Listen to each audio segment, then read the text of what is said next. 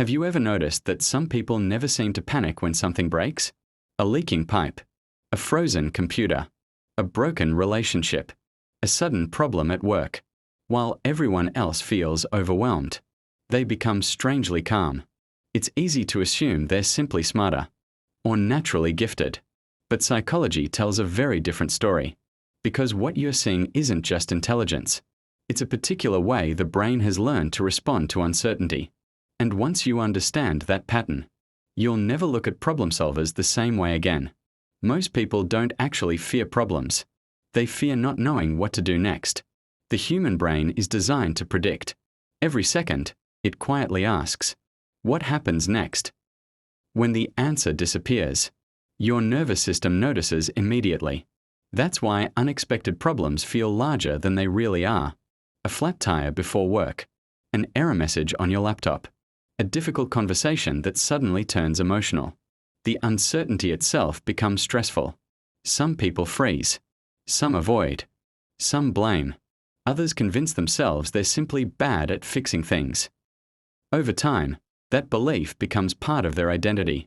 I've never been good with problems. I always mess things up. I need someone smarter. Psychologists call this learned helplessness. When repeated experiences teach the brain that effort doesn't change outcomes, it slowly stops trying. Not because you're lazy, because your brain believes trying is expensive and failure is painful.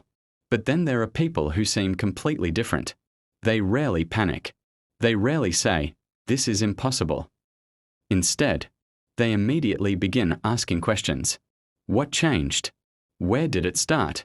What's the smallest thing I can test first? To an outside observer, it looks like confidence. Inside the brain, it's something much deeper. Here's the surprising part. People who fix almost anything aren't born seeing solutions. They've trained their brains to tolerate confusion. That's an important difference. Because confusion isn't the enemy. It's the starting point of learning. Many people treat uncertainty like a warning sign. Problem solvers treat it like information. Instead of hearing, "I don't know," their brain quietly adds, "Yet." That single difference changes everything. Psychologically, this reflects what researchers call a growth-oriented mindset combined with high cognitive flexibility. Instead of protecting their ego, they protect their curiosity. Their goal isn't to prove they're capable. Their goal is simply to understand what's happening. And understanding always comes before solving. Imagine your brain as a detective carrying a flashlight.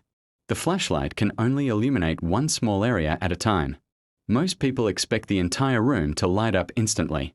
When it doesn't, they assume they're lost. Problem solvers think differently. They move the flashlight. One step, one clue, one observation. Their brain doesn't demand certainty. It gathers evidence. Neuroscience suggests that the prefrontal cortex, the part responsible for planning and reasoning, works best when emotions remain manageable. But when stress becomes too high, the amygdala, your brain's threat detector, begins taking control. Now your goal shifts. Not from solving, but surviving. That's why panic makes even simple problems feel impossible. Your brain literally changes priorities. Here's a simple mental model. Imagine two operating systems. One is running in alarm mode. The other is running in investigation mode. Alarm mode asks, "How do I escape?" Investigation mode asks, "What can I learn?" The external problem may be identical, but the internal operating system completely changes the outcome. People who solve problems consistently spend less time fighting uncertainty and more time exploring it. So how do people develop this mindset? Not through talent, through habits that slowly reshape how the brain responds. Here's what those habits often look like. They shrink the problem. Instead of asking, "How do I fix everything?" they ask, "What's the first thing that's definitely true?" This works because your brain experiences large unknowns as threats. Breaking problems into smaller pieces reduces cognitive overload. Imagine your Wi-Fi suddenly stops working. Instead of assuming the router is broken, you first check whether the power light is on. One small answer creates another. Soon uncertainty becomes a sequence of manageable questions. They separate emotion from evidence. Feeling worried doesn't automatically mean the situation is dangerous. Your brain often mistakes emotional intensity for factual importance. Problem solvers pause long enough to ask, "What do I actually know?" Suppose your boss sends, "We need to talk tomorrow." Your mind may instantly imagine losing your job, but that's emotion predicting the future, not evidence describing the present.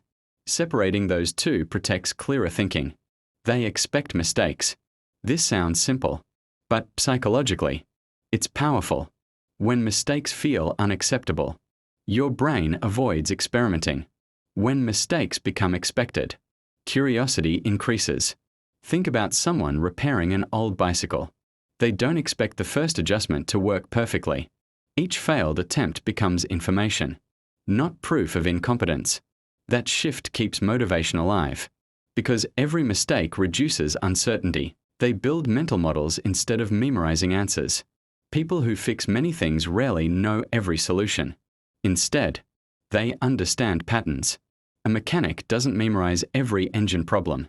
They understand how systems interact. A therapist doesn't memorize every emotional struggle. They understand human behavior. The brain loves patterns because patterns reduce mental effort. The more connections you build, the faster new situations make sense. Knowledge fades. Understanding transfers. They stay curious longer than everyone else. Curiosity isn't just a personality trait. It's a neurological advantage. When curiosity becomes stronger than fear, the brain releases chemicals associated with exploration and learning. Instead of asking, "Why is this happening to me?" they ask, "How does this actually work?" That small question transforms frustration into investigation. And investigation creates solutions. All of these habits share one hidden principle. People who fix almost anything don't see problems as walls. They see them as maps. A wall tells you to stop. A map tells you to explore. Every unexpected obstacle becomes another piece of information, another clue, another direction. That's why they appear calm. Not because they already know the answer, but because they trust the process of finding it. Their confidence doesn't come from certainty. It comes from experience with uncertainty. And those are very different things. Once your brain learns that confusion can lead somewhere useful, problems stop feeling like personal attacks. They become conversations. The next time something breaks, whether it's a machine, a plan, or even a relationship, pay attention to your first reaction. Does your mind immediately search for escape? Or does it become curious? Because the people who seem capable of fixing almost anything aren't living in a world with fewer problems. They're living with a different relationship to uncertainty. They've learned that every answer begins with a question. Every solution begins with observation. And every expert was once someone staring at a problem they didn't understand. The difference is they stayed curious long enough to learn. Maybe that's what real intelligence has always looked like. Not knowing every answer, but trusting yourself enough to keep looking.